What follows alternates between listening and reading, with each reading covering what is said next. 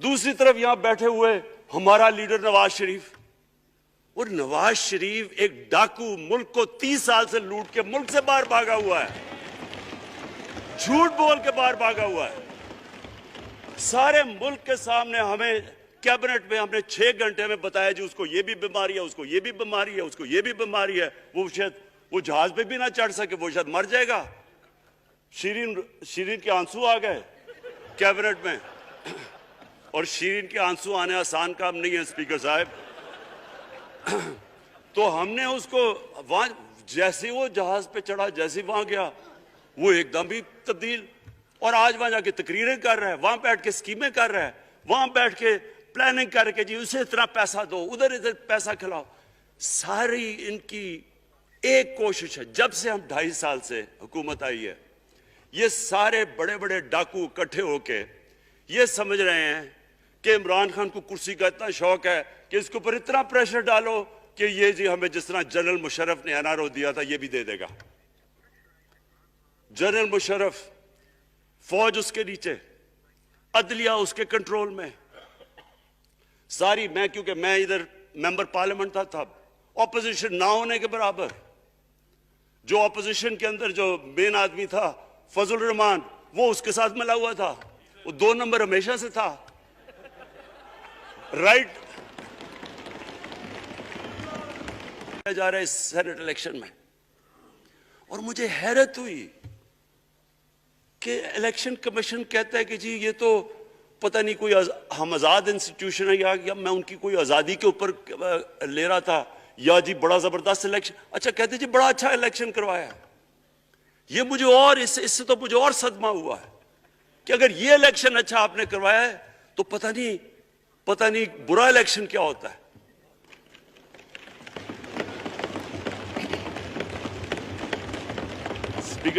Speaker صاحب یہ دیکھیں، مجھے یہ افسوس یہ ہوتا ہے کہ ہم ایک چیز سمجھتے نہیں ہیں۔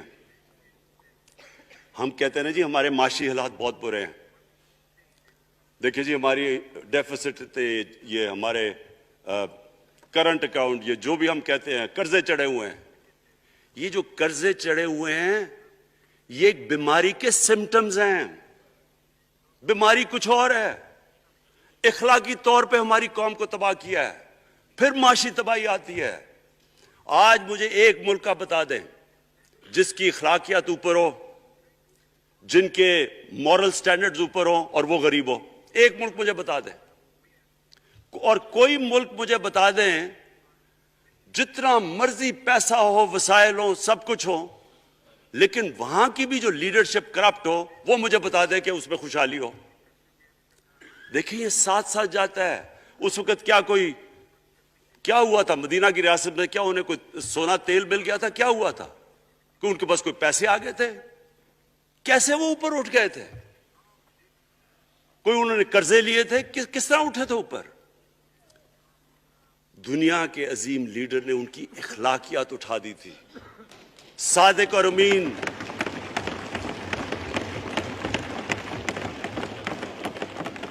ایک قوم انہوں نے ہمیں بتایا، ہمیں قرآن میں اللہ حکم کرتا ہے کہ ان کی سنت پہ چلو۔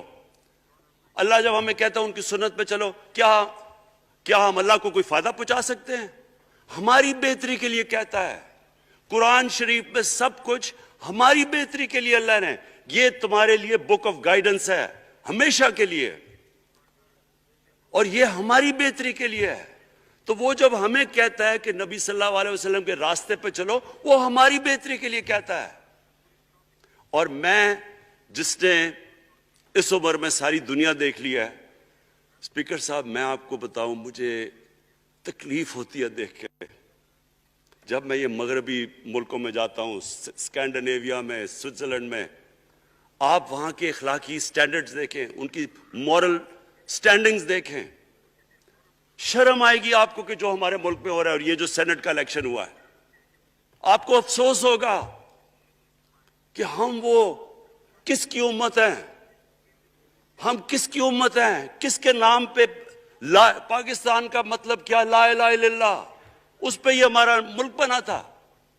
اور آج دیکھیں ایک کرپٹ آدمی، دنیا میں ثابت کیا ہوا کرپٹ آدمی آصف زرداری، دنیا میں اس کے اوپر لکھا ہوا ہے کہ مسٹر 10%، مضمون لکھے ہوئے ہیں، فلمیں بنی ہوئی ہیں اس کے اوپر. اور اس ملک میں لوگ کہیں جی ایک زرداری سب پہ بھاری، کیا کہ وہ رشوت دیتا تھا اس لیے سب پہ بھاری ہو گیا؟ کیا یہ ہے ہمارا ملک؟ دوسری طرف دیکھیں، دوسری طرف یہاں بیٹھے ہوئے ہمارا لیڈر نواز شریف. اور نواز شریف ایک ڈاکو، ملک کو 30 سال سے لوٹ کے ملک سے باہر بھاگا ہوا ہے، جھوٹ بول کے باہر بھاگا ہوا ہے. سارے ملک کے سامنے ہمیں کیبنٹ میں ہم نے 6 گھنٹے میں بتایا جی اس کو یہ بھی بیماری ہے، اس کو یہ بھی بیماری ہے، اس کو یہ بھی بیماری ہے، وہ شاید وہ جہاز پہ بھی نہ چڑھ سکے، وہ شاید مر جائے گا. شیرین کے آنسو آ گئے کیبنٹ میں. اور شیرین کے آنسو آنے آسان کام نہیں ہے اسپیکر صاحب. تو ہم نے اس کو وہاں جیسے وہ جہاز پہ چڑھا، جیسے وہاں گیا وہ ایک دم بھی تبدیل. اور آج وہاں جا کے تقریریں کر رہا ہے، وہاں بیٹھ کے اسکیمیں کر رہا ہے، وہاں بیٹھ کے پلاننگ کر کے جی اسے اتنا پیسہ دو، ادھر پیسہ کھلاؤ.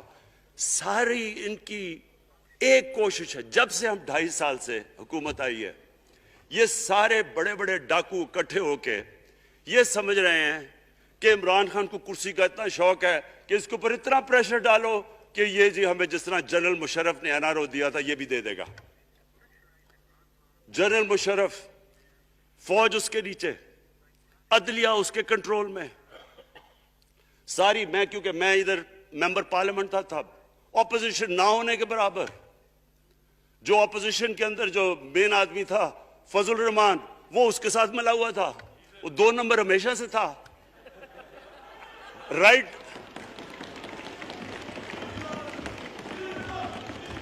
اور وہ آدمی جس کے پیچھے امریکہ ان کی جنگ لڑ رہا تھا، سب کچھ وہ ان کے پریشر میں آ کے ان دونوں کو NRO دیا. اور اتنا بڑا اس ملک کے اوپر اس نے جرم کیا ہے. ان دونوں نے آ کے NRO لے کے دونوں ہاتھوں سے ملک لوٹا. اس کے بعد دونوں نے اس ملک کے اوپر 4 گنا زیادہ قرضہ چڑھایا. اسپیکر صاحب 6,000 ارب سے ہمارا قرضہ جو ٹوٹل لائبلٹیز 30,000 ارب پہ پہنچا دی. آج ہمارے اوپر کیا مسئلہ ہے؟ ہمیں یہ قرضوں کی قسطیں دیتے ہوئے بیچارے لوگوں کے اوپر بوجھ ڈالنا پڑتا ہے. یہ جو مہنگائی ہے اس کے بعد میں بعد میں بات کرتا ہوں، لیکن میں پہلے یہ بات کمپلیٹ کر لوں کہ دیکھیں اسپیکر صاحب، میں یہ 2.5 سال سے تماشے دیکھ رہا ہوں. یہاں پہلے دن پرائم منسٹر بن کے پرائم منسٹر تقریر کرنے جا رہا ہے، کھڑے ہو کے تقریر نہیں کرنے دی. کیوں تقریر نہیں کرنے دی؟ کیونکہ ان کو پہلے دن سے ڈر تھا کہ یہ ہمارے جو کرپشن کے کیسز یہ معاف نہیں کرے گا. کرپشن کے